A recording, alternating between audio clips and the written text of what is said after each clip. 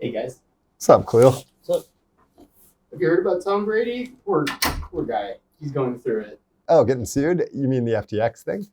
Exactly. Yeah, a bunch of other people got caught up in that too, right? Like Giselle, Steph Curry, Larry David, Shaquille O'Neal? Shaq in that? I Awesome. believe so. I think Shaq has had like a very good run post basketball, but this will tarnish his business thing. Yeah, I did hear about that. I find that is really, really, really an interesting lawsuit. I don't think it'll probably be successful, but it would be a pretty big deal if it worked. So I think the idea there is that by like Tom Brady, or especially the Larry David one, is like really a stretch given what he was saying. But like by Tom Brady saying like I'm going all in on FTX and getting safely into crypto, other people may have seen that and put their money into FTX and like lost money because of it. I think that's the idea there.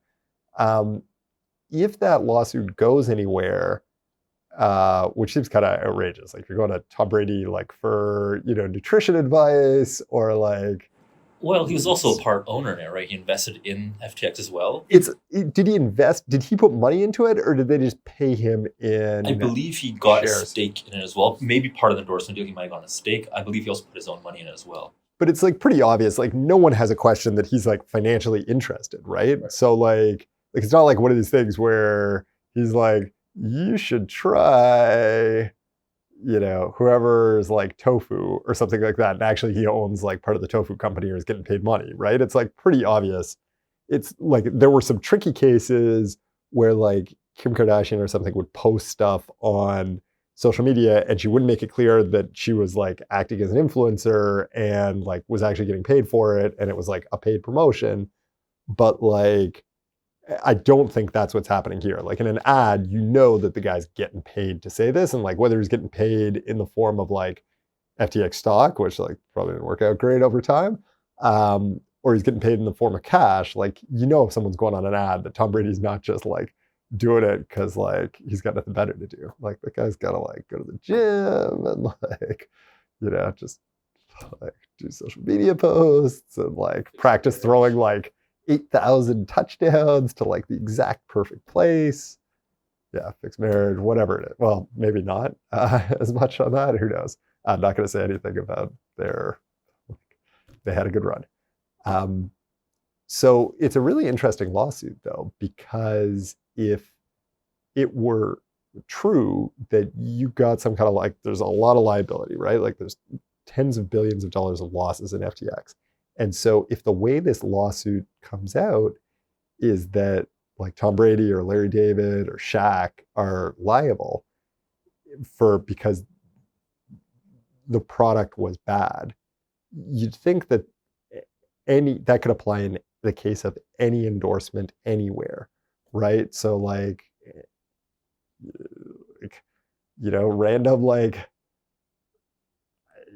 you get like blister cream on your feet and like some like random like Olympian race walker endorsed that like blister cream, like they could presumably be liable under the same theory, right? Like they should have diligence, like your bad outcome is their fault. And so anytime the company that you like hyped, like this is all happening because there aren't enough assets in FTX, right? Like no one would be going after Tom Brady or Larry David if there were enough assets left in FTX. But the problem is there aren't enough assets left in FTX. So they're trying to go to other places that might have money, like Tom Brady, who obviously does, or Giselle or whatever. But like, if that was the case as an endorser, that like any company you endorsed, you could be on the hook for like endorsing them if things go wrong at that company, like the influencer economy will like dry up. Like it'll be worse than crypto, right? Seriously, it would be really bad. And I think it'd be kind of wild. Like you can even extend that same logic, like, maybe it's not just like influencers, but it's like people who did TV ads for them, right? Like maybe it's the actors in the ads. Maybe it's like the advertising companies who help sell this stuff, right? Like it seems like such a slippery slope, and I can't. I have a hard time thinking that courts will accept it, but you never know. Courts do like wild stuff sometimes, and they might have a very good logic for doing it. But if it played out that way, I think the influencer economy is done. flat out. Because like as an influencer, would you feel like taking on the risk of this? Like I don't think I would. Or maybe it means some like new kind of like influencer insurance product or something wild like that. But I think it would be pretty hard to. I think it would really change actually the social media world. I read somewhere that the courts are going to decide on this based on whether or not what they're advertising is a security. It's probably like. That's a good question, actually. If they do say that it's the FTX token, FTT, is what's being endorsed here, that could be in the same realm as what Kim Kardashian got charged for as well, right? Where she's promoting a coin specifically. Yeah, I guess it's like you could get in trouble for that. Like if you're being like, so there's endorsements for like shoes or like phones or like product placement for, laptops or donuts or whatever.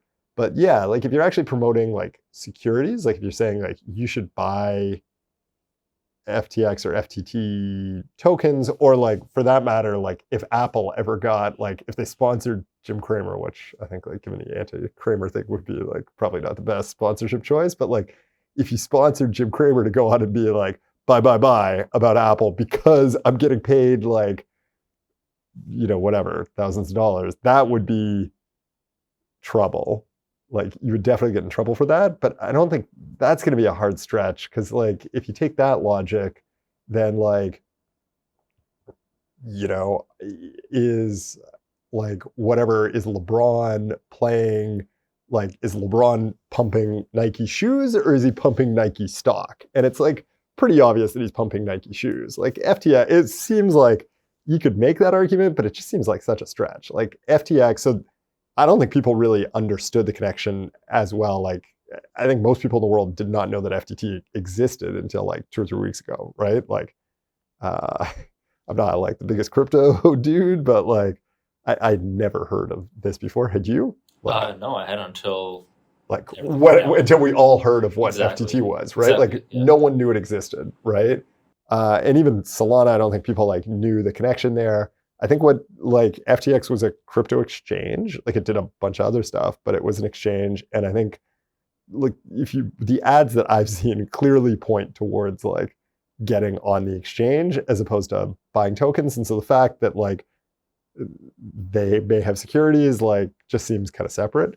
And even when you get to securities, it's like tricky, right? Because FTT, which isn't even the thing they were promoting, I guess anyone could buy into FTT if they felt like it.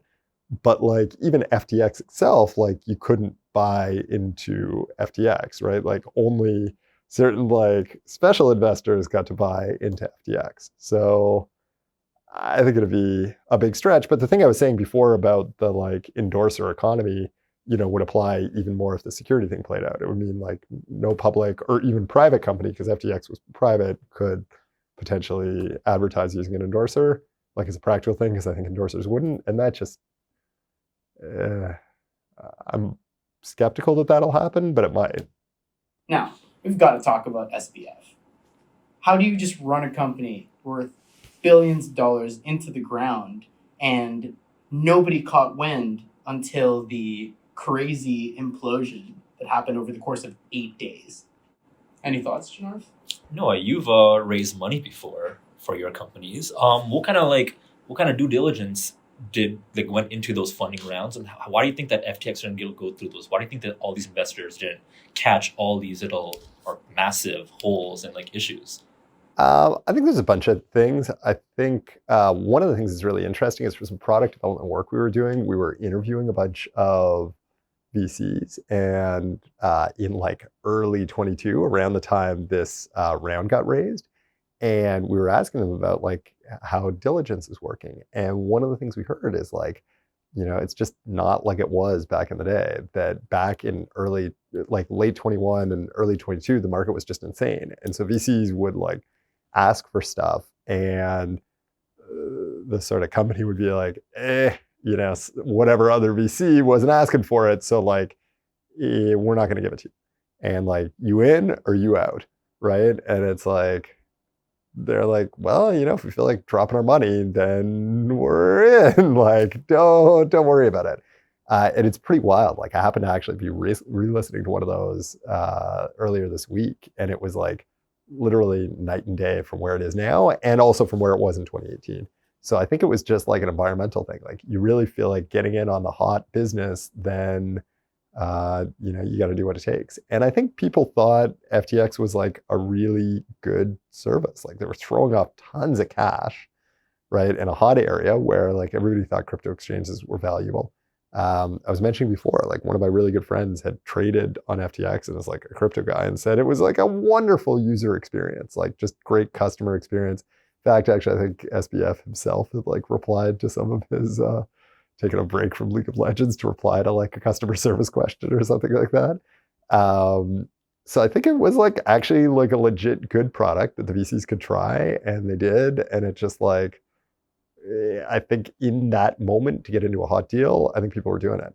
The really interesting question for me is like, sure, there's like, how did the VCs do it? And like, how did that happen? Like, that is an interesting question. But if I was a VC, the question that would be stressing me, or as an LP in those funds, the question that like stresses me more, or one of those at least, is like, how many other situations like this are out there, right? Like, they didn't do diligence in this one, but I think like, I don't think it was like that weird of a deal for the time. And like, it's like when you have like a bug of a certain time, like a certain kind that's like really bad, right? Like, you fix the bug, but then you get to ask like, do we have any other bugs exactly like this? Okay. And then it's like, well, our systematic process caused this bug. What other thing could it have caused? And like, it's entirely possible that there's a ton more crap like this in there, because like, I think that same like competitive dynamic was playing out. Number one, and number two, they were dropping tons of money and making so many investments that like, I think it's just reasonably likely that there's a bunch more FTXs sitting out there, and like maybe they won't be as egregious, but like it could happen. I think ultimately like that's shifted a lot now, and I think there's going to be a lot more emphasis done on like doing diligence. And like, I think it was already pretty hard to raise money, a month ago, but I think now it'll be like even harder, partially to like mechanically do stuff like get the diligence done. Like, that's going to be super hard. Do we think that these investors have kind of learned lessons yet? Because I feel like a similar thing happened to WeWork as well, right? Where Adam Newman had all of these major issues where he's like renting out the logo and like the branding for We back to the company. And like, once all that came out, like, I thought there was kind of a shift, or is it more cyclic? Or keeps happening? The market's up. Like, first of all, with the Adam Newman thing, like, there was definitely a lot of money went down there, but like, you can see that people are happy to fund him again. My belief, though I don't know anything inside here, is that the whole like licensing the logo back and stuff like that, there may have just been some like tax. It may be a lot more legit than it sounds from the outside. Like, there's just weird tax rules, and like in the course of doing deals, stuff like that happens and is totally not sketchy, even though it sounds sketchy. But maybe it was sketchy. I doubt it was too sketchy, because people seem like Andreessen Horowitz, who are like sophisticated people, seem to be continuing to throw money at him.